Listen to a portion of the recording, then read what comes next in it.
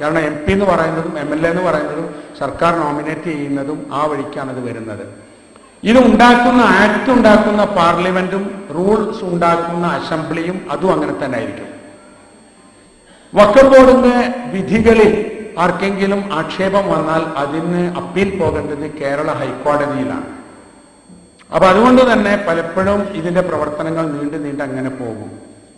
ഒരു കാലത്ത് നമ്മുടെ നാട്ടിൽ ഈ ഭൂപരിഷ്കരണ നിയമം വന്നപ്പോഴേ ഒരുപാട് പണക്കാര് ഭൂമി ഇങ്ങനെ വഖഫാക്കി എഴുതി വെച്ചിട്ടുണ്ടായിരുന്നു.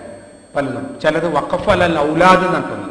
ഇപ്പൊ കോഴിക്കോട് സിറ്റിയിലൊക്കെ ഒരുപാട് വഖഫ് അലൽ ഔലാദ് എന്ന് പറഞ്ഞാൽ ഒരു പണക്കാരൻ അയാളുടെ ഒരു വീടോ ഒരു സ്ഥലമോ വഖഫാക്കും. പക്ഷെ അതിന്റെ ബെനിഫിഷ്യറീസ് അയാളെ മക്കളും അങ്ങനെയാണ്. അതും വഖഫ് ബോർഡ് ശ്രദ്ധിക്കേണ്ടതാണെന്നാണ്. അപ്പൊ ഇങ്ങനെ എഴുതി വെച്ച സ്വത്തുക്കൾ പലതും എന്തിനാണോ എഴുതി വെച്ചത് അവര് തന്നെ അറിയില്ല. അപ്പൊ ഒരു വഖഫ് ഒരു തർക്കമുണ്ട്. 500 ഏക്കർ ഭൂമി ഒരാൾ വഖഫാക്കി വെച്ചു ഒരു സ്ഥാപനത്തിന്.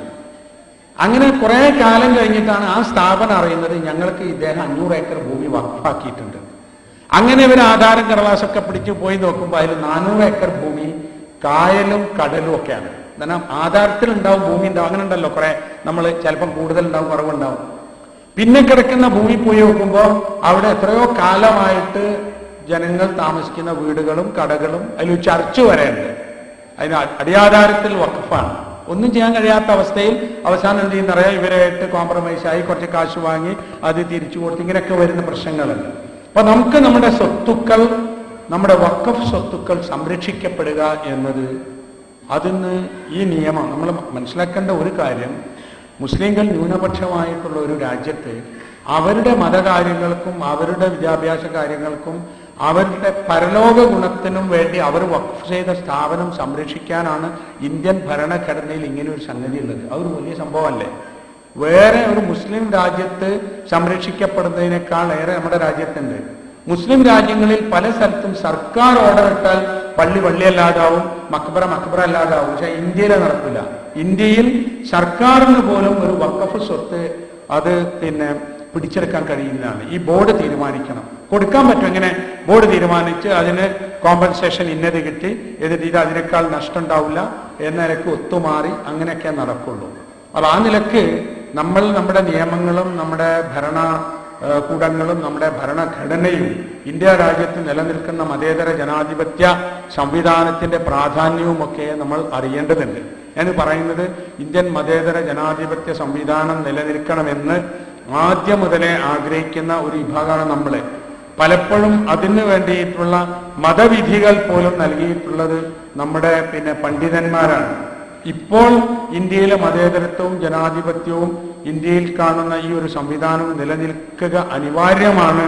എല്ലാവരുടെയും നിലനിൽപ്പിൽ നിന്ന് പല വിഭാഗം ആളുകൾക്കും ബോധ്യപ്പെട്ടു വരുന്നത് ഞാൻ സൂചിപ്പിച്ച പോലെ 10-60 വർഷങ്ങൾക്ക് ശേഷമാണ്. രാജ്യത്തുണ്ടാകുന്ന മറ്റൊരു പ്രധാന സംഭവം എന്താ വെച്ചാൽ, ഈ തീവ്രവാദപരമായ സമീപനവും ശൈലിയും സ്വീകരിച്ച ആളുകളും അവരും വോട്ട് ശേഖരം നടത്തുന്ന രൂപത്തിലേക്ക് വരുമ്പോൾ ജനാധിപത്യ പാർട്ടികൾ അവരുമായി കോംപ്രമൈസ് ആകാണ്.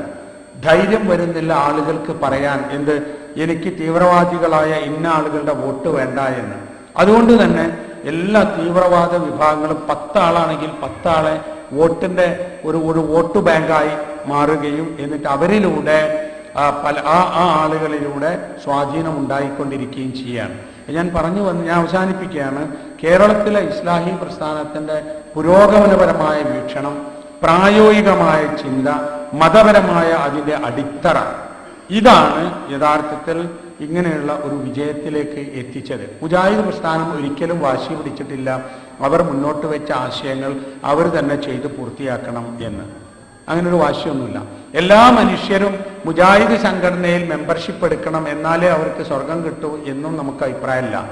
ഇസ്ലാമിലൊരു ജാതിയുമില്ല, ഇസ്ലാമിൽ ഇത്തരത്തിലുള്ള വിഭാഗീയതയില്ല. പിന്നെ ഇപ്പൊ തന്നെ പറയാം, നമ്മൾ ഈ ഒരു സമ്മേളനം നടത്തുന്നത് സംഘടനകളായിട്ടാണ്. അപ്പം ഒരു വർക്ക് ചെയ്യാനുള്ള ഒരു കമ്മിറ്റി, ഒരു കൂട്ടായ്മ എന്നതാണ് ഇസ്ലാമിക സംഘടനകൾ എന്ന് നമ്മൾ അറിയണം. അതറിയണം എന്ന് പറയാൻ കാരണം ഇപ്പൊ നമുക്കറിയാം ഇങ്ങനെയാണ്. പക്ഷെ നമ്മുടെ മക്കളൊക്കെ ഇസ്ലാമിലും കുറെ ജാതി ഉണ്ട്, അതൊരു ജാതി ഇതൊരു ജാതി, അതൊരു സുന്നി ജാതി, ഇതൊരു മുജാഹിദ്, ഒരു ജമാഅത്ത്, തബ്ലീഗ്, അതിൽ തന്നെ വ്യത്യസ്ത വിഭാഗം എന്നിട്ട് അങ്ങനെ ജാതിയായി പോവാണ്. ഇപ്പോൾ അതിനെതിരെ പണിയെടുക്കേണ്ടതും നമ്മളും ഒരു കക്ഷിയാണെങ്കിലും നമ്മൾ തന്നെയാണ്.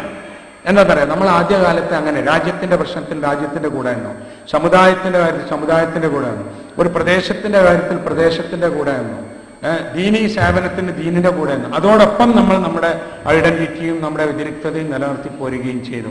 ഇവിടെ ഈ ഖത്തറിൽ ഒരു സന്തോഷകരമായ കാര്യമുള്ള എന്താണെന്ന് വെച്ചാൽ, നമ്മുടെ ഈ ഖുർആനും സുന്നത്തും തൗഹീദും ഈ ഒരു ആശയത്തിന് പ്രബോധനം നടത്താനും അതിന്റെ പ്രചാരണത്തിനും എല്ലാവിധ സഹകരണവുമുള്ള ഒരുപാട് സ്ഥാപനങ്ങളുണ്ട്. ഈ മർക്കസ് ദാവ അതിന്റെ വലിയൊരു ഉദാഹരണമാണ്.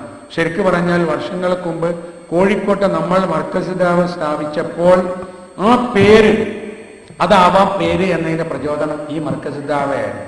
ഞാൻ ഇതിന്റെ മുദീറിനെ കഴിഞ്ഞ വർഷം വന്ന് കണ്ടപ്പോൾ ഞാൻ പറഞ്ഞത്, ഇന്നിപ്പം കേരളത്തിലെ നമ്മുടെ പ്രവർത്തനത്തിന്റെ ശിരാകേന്ദ്രം 1000-ഓളം സ്ഥാപനങ്ങളുടെ പള്ളി, മദ്രസ, ഖുർആൻ ലേണിംഗ് സ്കൂൾ, അതിന്റെ ശിരാകേന്ദ്രം മർക്കസ് ദാവയാണ് കോഴിക്കോട്.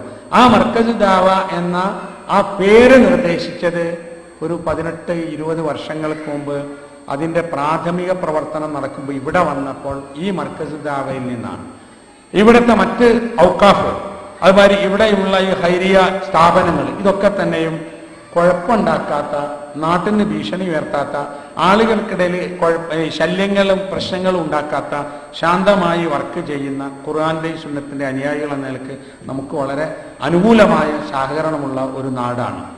ആ നിലക്ക് നമ്മൾ അത് ഉപയോഗപ്പെടുത്തുകയും എന്നും വർക്ക് വേണമെങ്കിൽ സന്തോഷമായി. നേരത്തെ ഇവിടെ അടുത്ത ആഴ്ച കുട്ടികളുടെ പ്രോഗ്രാമുണ്ട്, പിറ്റത്താഴ്ച പിന്നെ ഈ കമ്മീഷന്റെ നിയമപരിഷ്കരണ കമ്മീഷന്റെ ശുപാർശയെക്കുറിച്ചുള്ള സെമിനാറുണ്ട്. ഇങ്ങനെ പലരും ഇവിടെ സൂചിപ്പിച്ചു. അത് ഒക്കെ വലിയ ഒരു പിന്നെ വർക്കാണ്. നൈരന്തര്യം വളരെ പ്രധാനമാണ്. നമ്മൾ മനസ്സിലാക്കണം, നമ്മുടെ ഒരു കുട്ടി അവൻ പഠിക്കുന്ന കാലത്ത് അവന് ഇവിടുത്തെ പിന്നെ ഈ CIS-ഉം കാര്യങ്ങളും ഫോക്കസും ഇതൊക്കെ ആയി വന്നാൽ അതിന് നിങ്ങൾ എത്ര പണം ചെലവഴിച്ചാലും അത് നഷ്ടാവില്ല. കാരണം നമ്മളെ പ്രതീക്ഷയിൽ നമ്മളൊരു കുട്ടിയെ പഠിപ്പിച്ചു വലുതാക്കി അവൻ അങ്ങനെ ആവണം ഇങ്ങനെ ആവണം ആഗ്രഹിച്ച് അവന് ദീനില്ലെങ്കിൽ ഈ വെയിലും കൊണ്ട് ജോലി ചെയ്തിട്ട് ഈ ജീവിതകാലം നഷ്ടപ്പെടുത്തേണ്ട. അവന് ദീനില്ലെങ്കിൽ നിങ്ങളിപ്പോ ഒരു 2-4 കൊല്ലം നമ്മുടെ ഈ കുട്ടിക്ക് ദീനുണ്ടാകുന്നതിന് അതിൻ്റെതായ ഒരു സർക്കിളിൽ ഇങ്ങനെ വളർത്തിക്കൊണ്ടു വന്നാൽ അത് ദീർഘകാല അടിസ്ഥാനത്തിൽ നമുക്ക് വമ്പിച്ചൊരു സമ്പാദ്യമായിരിക്കും. അല്ലെങ്കിലോ ഹസറത്ത് ദുനിയാവല്ല ആഹ്റ എന്നുള്ള രൂപമായ ദുനിയാവ് നമുക്ക് പോയി ആഹ്റവും നഷ്ടപ്പെട്ടു എന്ന രൂപം വരും. ഈ നിരന്തരമായ പ്രവർത്തനം, ഒന്ന് തുടങ്ങിയാൽ വേറെ ഒന്ന്, അത് കഴിഞ്ഞാൽ വേറെ ഒന്ന് എന്ന നിലയ്ക്ക് തന്നെ നിങ്ങൾ ഇത് കൊണ്ടുപോകുന്നത് വളരെ സന്തോഷമുള്ള കാര്യമാണ്. ഞാൻ അവസാനിപ്പിക്കുന്നു.